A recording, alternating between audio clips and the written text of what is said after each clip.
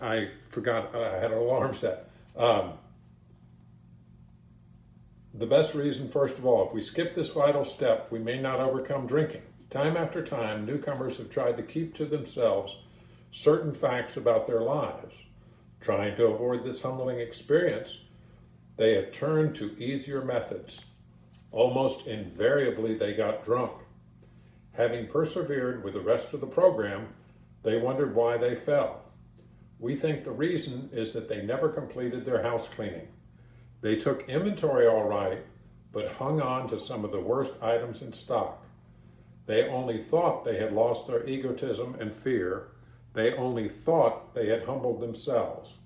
But they had not learned enough of humility, fearlessness, and honesty in the sense we find it necessary until they told someone else all their life story. Now, we go down to the bottom of the page.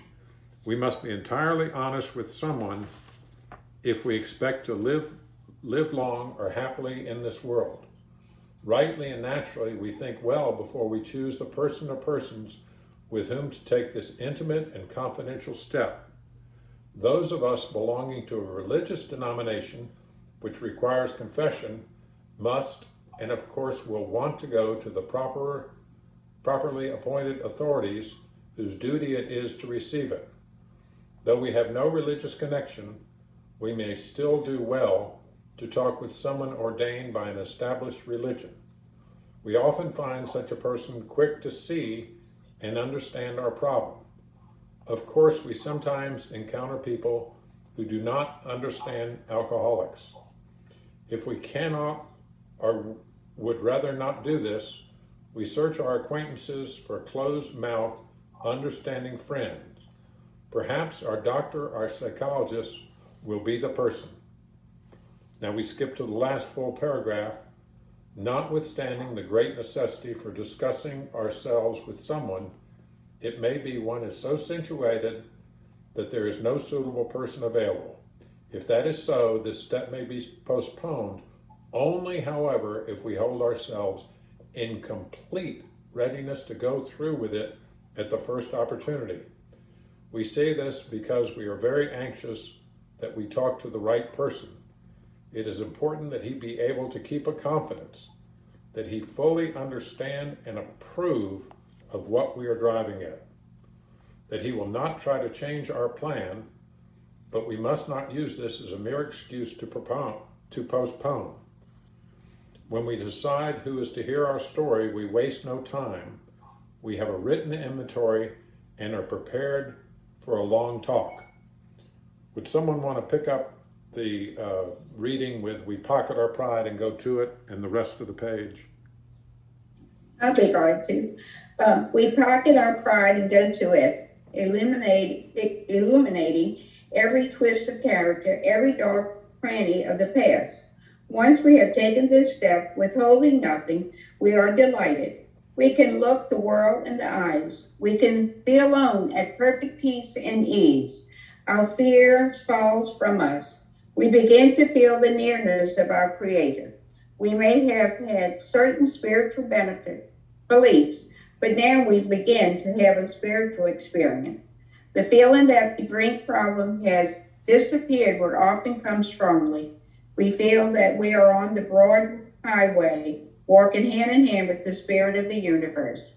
Returning home, we find a place where we can be quiet for an hour, carefully reviewing what we have done. We thank God from the bottom of our hearts that we know Him better. Taking this book down from our shelf, we turn to the page which contains the 12th step. Carefully reading the first 5 proposals, we ask if we have omitted anything, for we are building an arch through which we shall walk a free man at last. Is our work solid so far? Are the stones properly in place?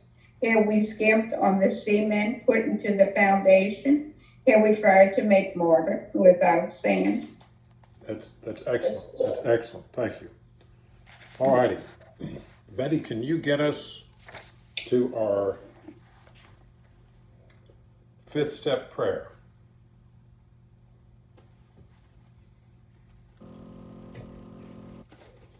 I'm so glad Betty is here.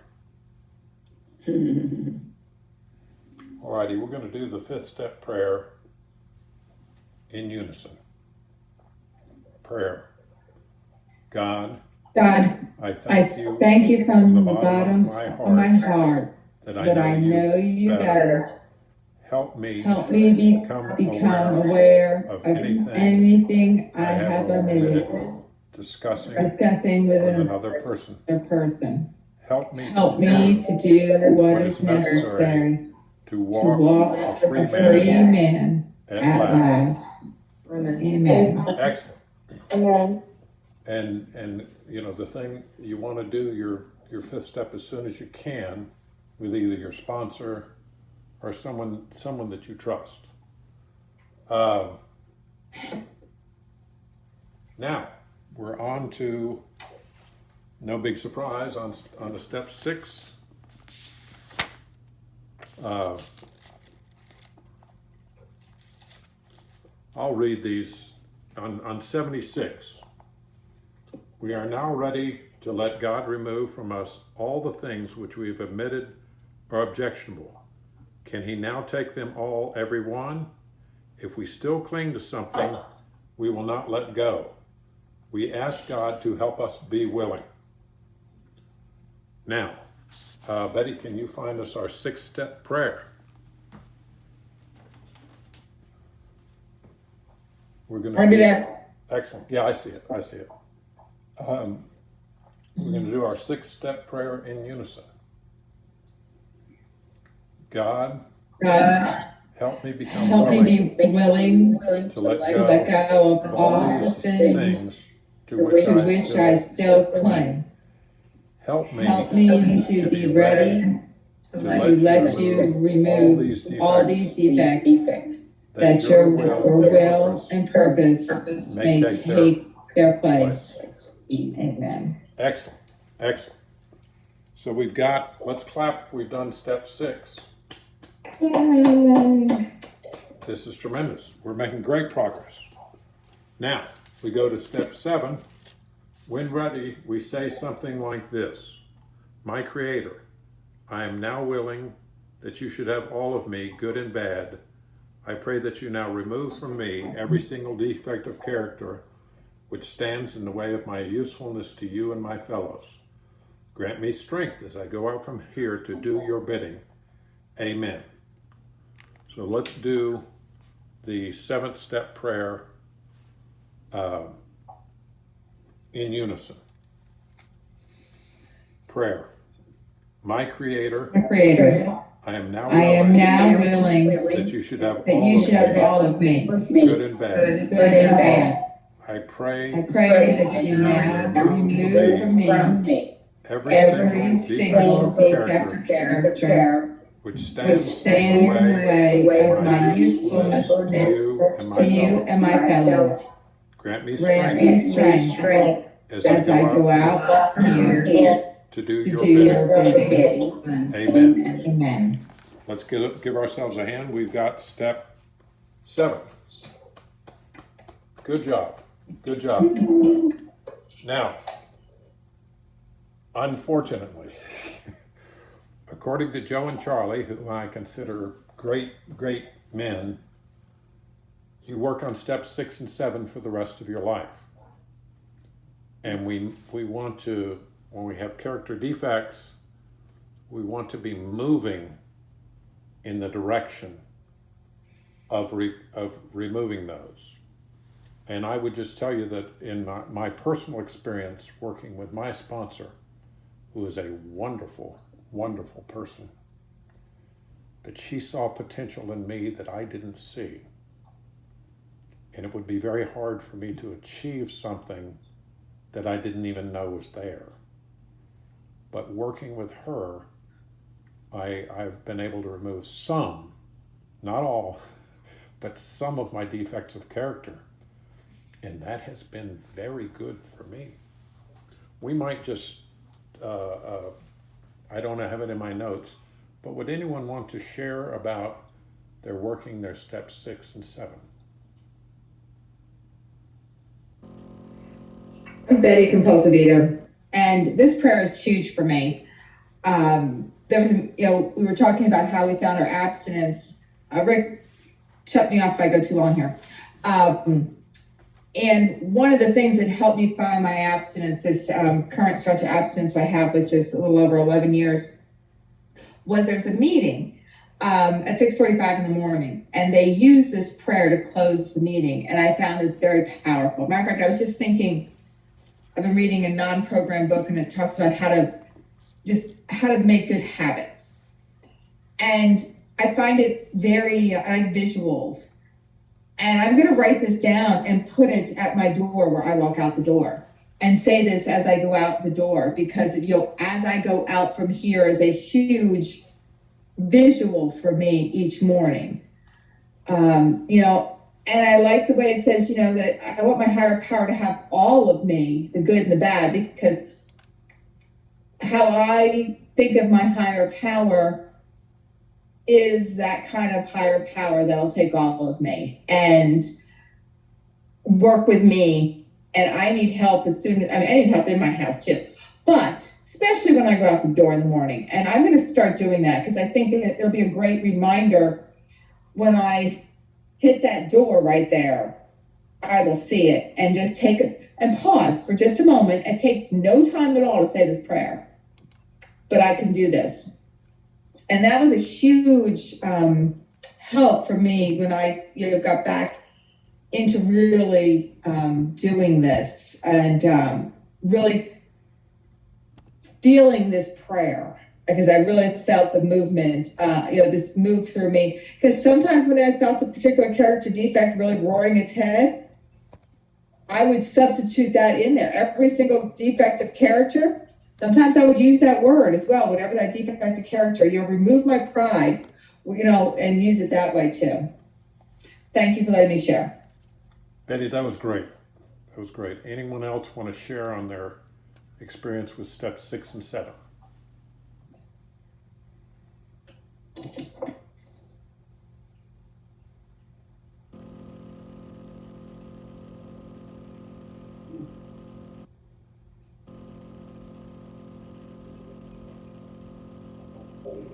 All righty, we're good.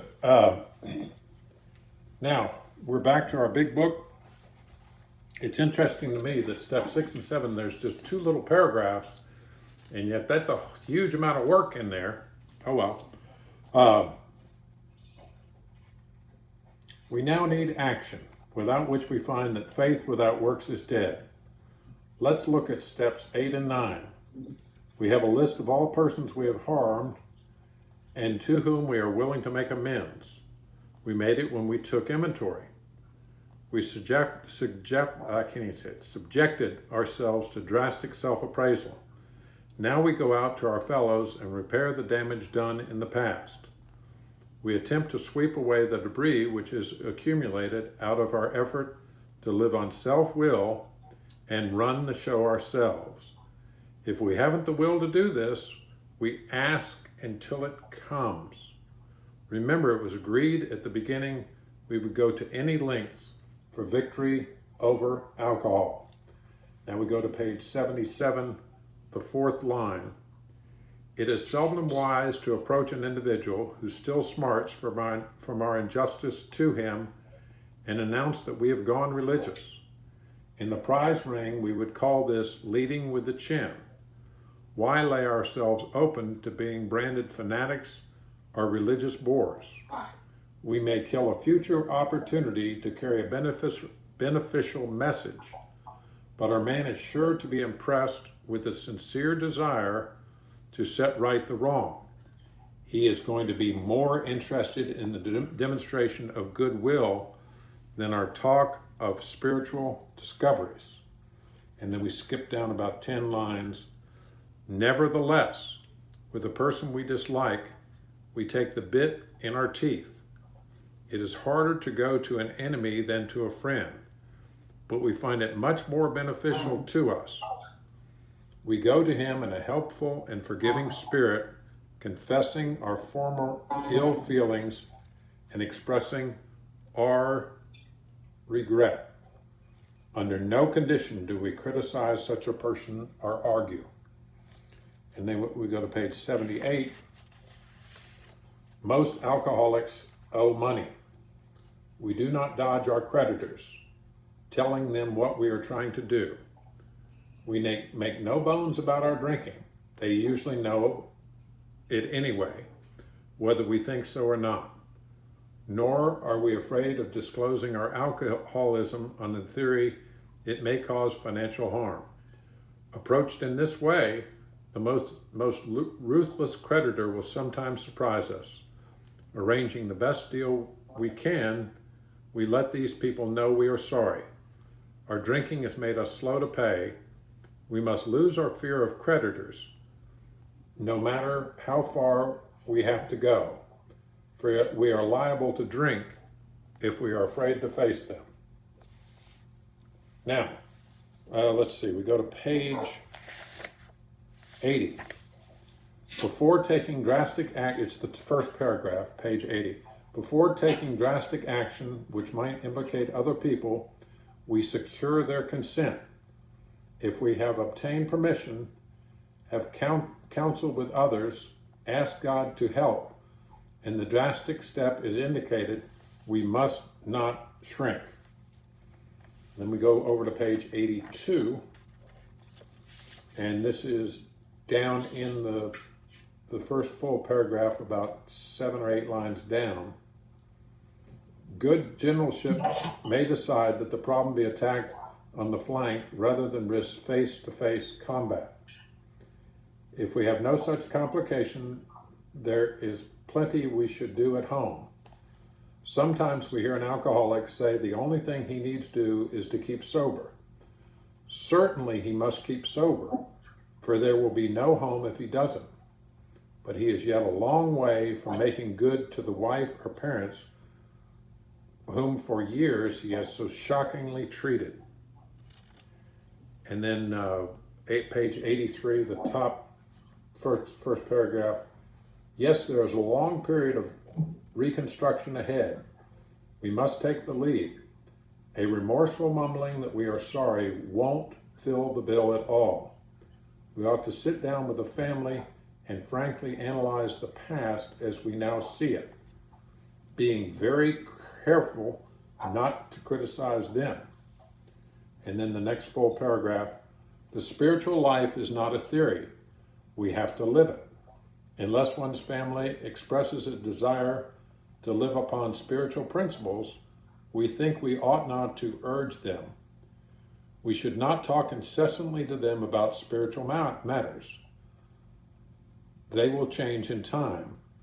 Our behavior will convince them more than our words. And in my workshop, they had me underline, our behavior will convince them more than our words. We must remember that 10 or 20 years of drunkenness would make a skeptic out of anyone. There may be some wrongs we can never fully right. We don't worry about them if we can honestly say to ourselves that we would right them if we could. Some people cannot be seen. We send them an honest letter, and there may be a valid reason for postponement in some cases. And then we skip down to the last full paragraph on 83. If we are painstaking about this phase of our development, we will be amazed before we are halfway through. We are going to know a new freedom and a new happiness. We will not regret the past, nor wish to shut the door on it. We will comprehend the word serenity, and we will know peace. No matter how far down the scale we have gone, we will see how our experience can benefit others. That feeling of uselessness and self-pity will disappear. We will lose interest in selfish things and gain interest in our fellows. Self-seeking will slip away. Our whole attitude and outlook upon life will change. Fear of people and economic insecurity will leave us. We will intuitively know how to handle situations which used to baffle us.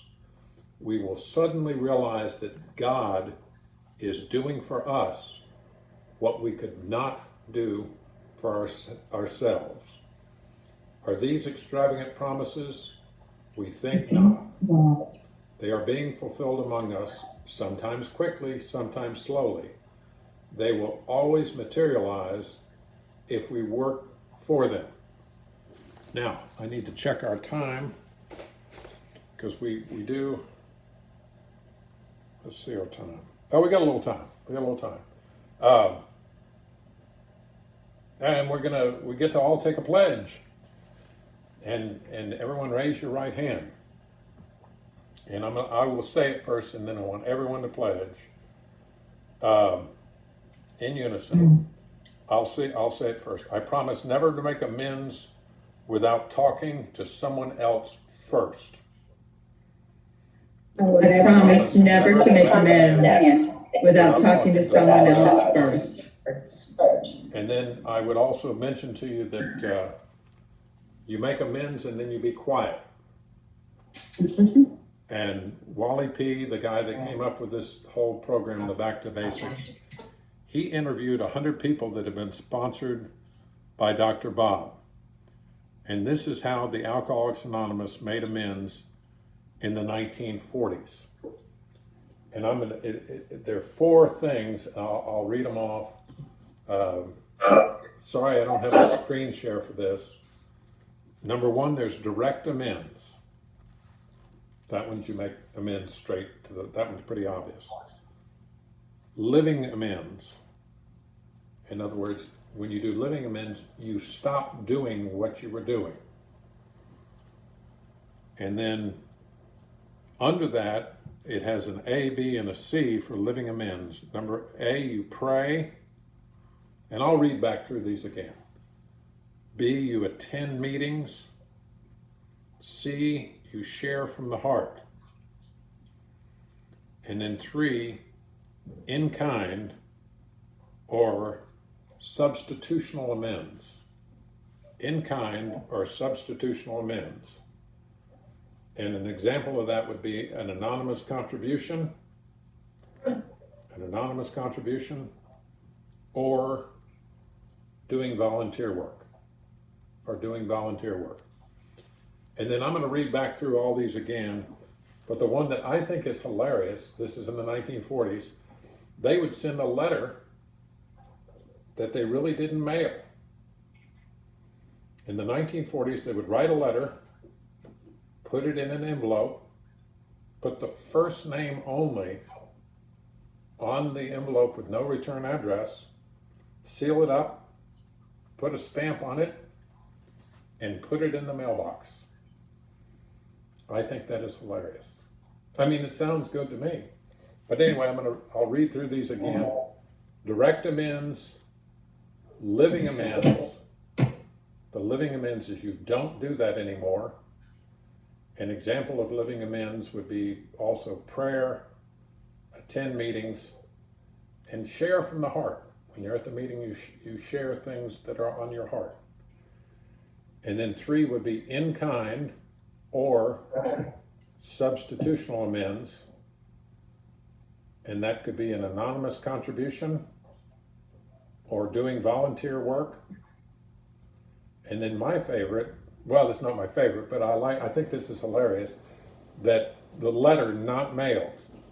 In the 1940s, the people, they would write a letter, put it in an envelope, put the first name only on the envelope, no return address, seal it up, put a stamp on it, and put it in the mailbox.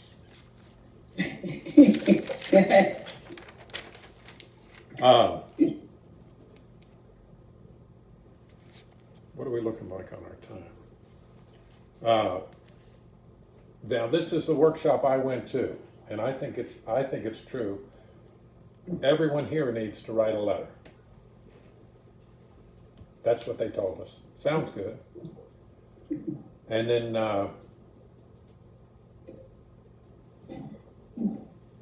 let's do our 9th step prayer. Betty, can you get the 9th step prayer up for us?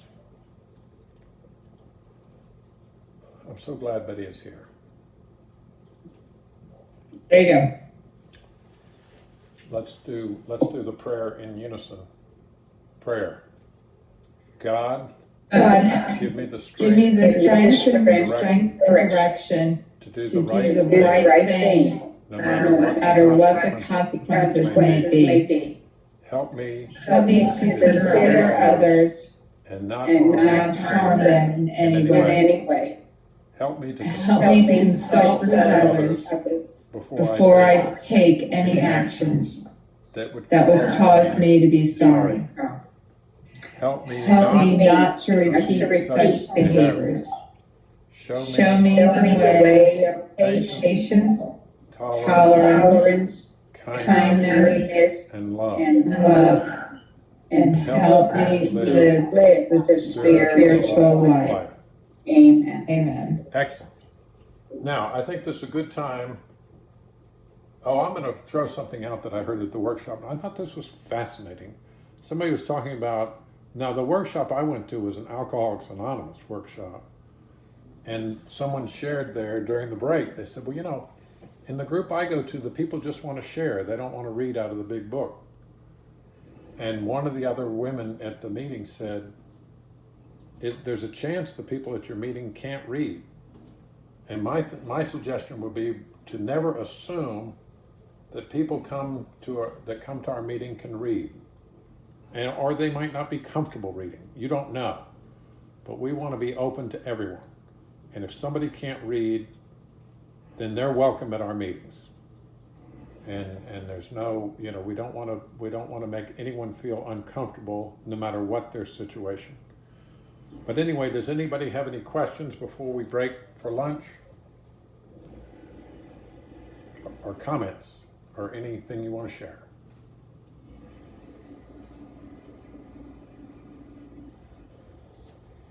Alrighty, let's break for an hour. It's not quite 1 o'clock, but we'll break until 2 o'clock and then come back. And we're doing great. Y'all are tremendous.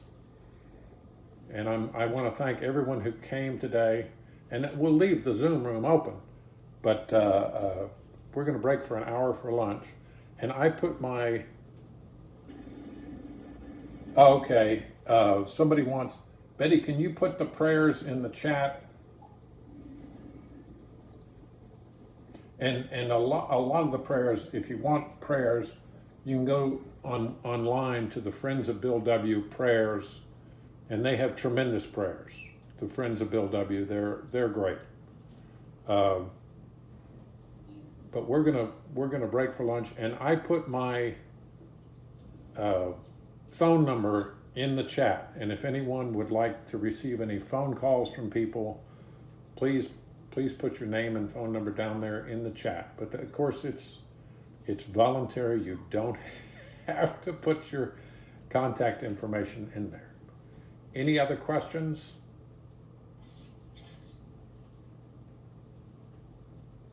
Alrighty, we're going to break for an hour for lunch.